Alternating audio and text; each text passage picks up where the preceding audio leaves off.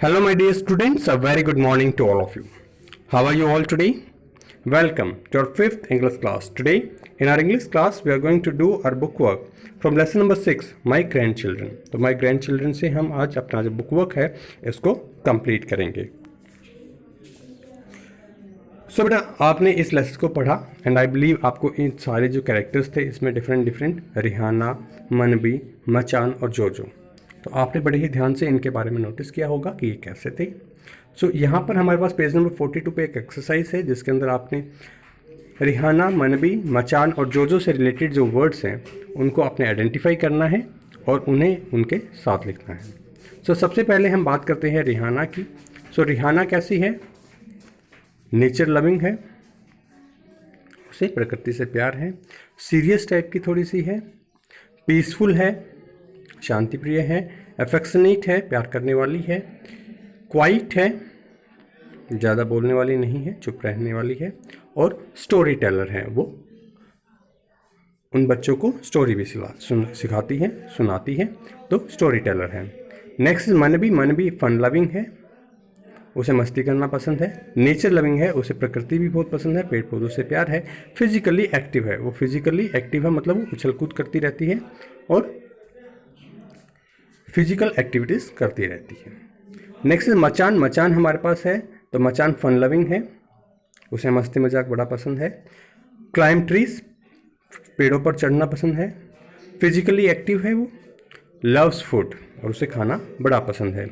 Next हम देखते हैं जोजो. जोजो है फन लविंग है, फिजिकली एक्टिव है और लव्स क्लोथ, उसे कपड़ों से प्यार है, कपड़े बहुत अच्छे लगते हैं. इसके बाद इसी पे बेटा हमारे पास नेक्स्ट है. सो पेज नंबर 42 पे ही हमारी एक्सरसाइज सी है. So name 3 items mention in the text. तो जो टेक्स्ट में हमारे पास 3 आइटम्स गिवन है, इन्हें आपने मेंशन यहाँ पर करना है. तो कौन कौन से हैं फूड आइटम्स जो कि 3 गिवन है? मिसा मैच पूरा, मशरूम एंड बाई. तो ये तीनों हमारे फूड आइटम्स हैं जो कि हमारे लेसन में मेंशन किए गए थे.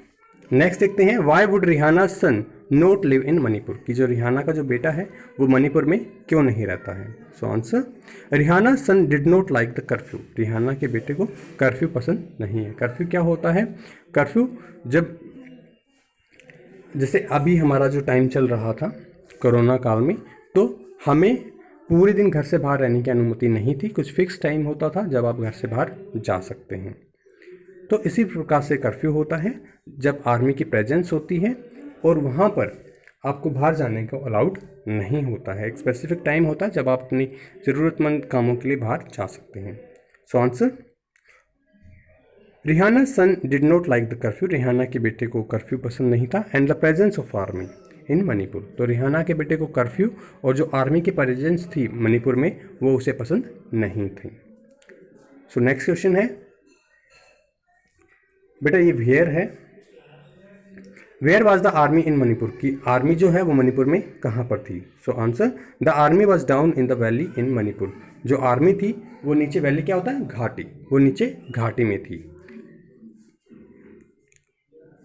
सो नेक्स्ट है what clothes would Manbi and Juju wear. जो मनबी है और जुजू है वो क्या क्लोथ्स पहनते थे? सो आंसर, मनबी क्या पहनती थी? जीन्स. और जोजो क्या पहनता था? Skirt and blouse. सो जोजो की क्या ड्रेस थी? स्कर्ट और ब्लाउज थी. और मनबी क्या पहनती थी? जीन्स. सो मनबी जीन्स पहनती थी, जोजो स्कर्ट एंड ब्लाउज पहनती थी. सो आप इन्हें बेटा लिखेंगे अपनी बुक में. नेक्स्ट है complete this words from the text. यहाँ पर आपने जो भी टेक्स्ट से आपके जो वर्ड्स हैं उनको आपने कंप्लीट करना है. तो यहाँ पे कुछ लेटर्स है जो कि मिसिंग है, तो इन्हें आपने आइडेंटिफाई करना है. जैसे अगर हम फर्स्ट वर्ड की बात करें तो ये कुजीन है. सो कुजीन आप यहाँ पर लिखेंगे. सेकेंड वर्ड की बात करें ये कर्फ्यू है, तो कर्फ्यू आप यहाँ पर लिखेंगे. इसी प्रकार से आपको अपने लेसन में से फाइंड आउट करने हैं डिफरेंट वर्ड्स. तो ये 10 की 10 वर्ड्स आप फाइंड आउट करेंगे और आप यहाँ पर लिखेंगे. इनको कंप्लीट करने के बाद आपने ट्राई करना है कि इनके मीनिंग्स आप देखें और मीनिंग्स देखने के बाद आपको ये एक्टिविटी करनी है. Now right the words from the activity A. Activity ए के अंदर जो हमने वर्ड्स थे 10, उन्हीं को आपने यहाँ पर लिखना है अगेंस्ट देयर मीनिंग, उनके मीनिंग के सामने.